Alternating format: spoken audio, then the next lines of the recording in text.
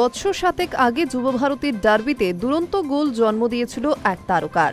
বুধবার যুবভারতীতে ওই তারকার গোলই শেষ করে দিল সদ্য ডার্বি জয়ী দলকে। তফাৎ হলো, যে দলের সমর্থকরা উৎসবে ভেসে গিয়েছিলেন, বুধবার তারাই মাঠ ছাড়লেন হতাশা নিয়ে।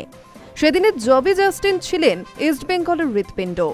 বুধবার জবি জাস্টিন হয়ে উঠলেন ইস্টবেঙ্গলের ধ্বংসের কারণ। ৮৩ মিনিটে মালওয়ালি স্ট্রাইকারের দুরন্ত গোলই ডুরান্ড কাপের ফাইনালে পৌঁছে দিল ডায়মন্ড হারবার এফসিকে। একদিন আগে জবি বলে গিয়েছিলেন, গোল করলে সেভাবে উদযাপন নাও করতে পারেন। মঙ্গলবার গোল করার পর সত্যিই বিশেষ কোনো উদযাপন করেননি তিনি। যদিও পুরনো দলের বিরুদ্ধে খেলা নিয়ে বাড়তি কোনো আবেগ ছিল না জবির মধ্যে। স্টেডিয়াম ছাড়ার পথে বলছিলেন, সত্যি বলতে আমার কাছে ম্যাচটা প্রাক্তন দলের বিরুদ্ধে ছিল না, আমি শুধুমাত্র সেমিফাইনাল হিসেবেই দেখছিলাম। আর ইস্টবেঙ্গল অতীত আমার কাছে। একসময় এই মাঠে হলুদ জার্সিতে গোল করেছি, ম্যাচ জিতেছি। তবে এখন আমি ডায়মন্ড হারবারের ফুটবলার, ওদের সাফল্য এনে দেওয়ার লক্ষ্যেই আমি মাঠে নামি। ডায়মন্ড হারবার এগিয়ে যাওয়ার মিনিট খানেকের মধ্যেই সমতা ফেরে ম্যাচে। তবে দলের উপর ভরসা রেখেছিলেন জবি।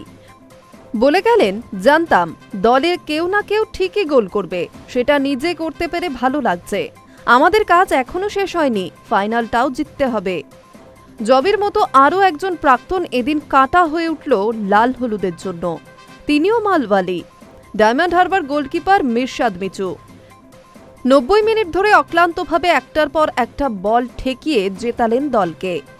২০১৯-এর ডুরান্ডে এমনই সেমিফাইনালে লাল হলুদ জার্সিতে দুরন্ত খেলেও জিততে পারেননি। এদিন জার্সির রং বদলের পাশাপাশি বদলে গেল মিশাদের ভাগ্য। তার কথায়, অতীত নিয়ে ভাবার কিছু নেই, সামনে ফাইনাল, তার জন্য তৈরি হতে হবে। এদিন বেশ কয়েকটা ভালো সেভ করলেও কোনো একটিকে বিশেষ বলে চিহ্নিত করলেন না মিশাদ। High news network.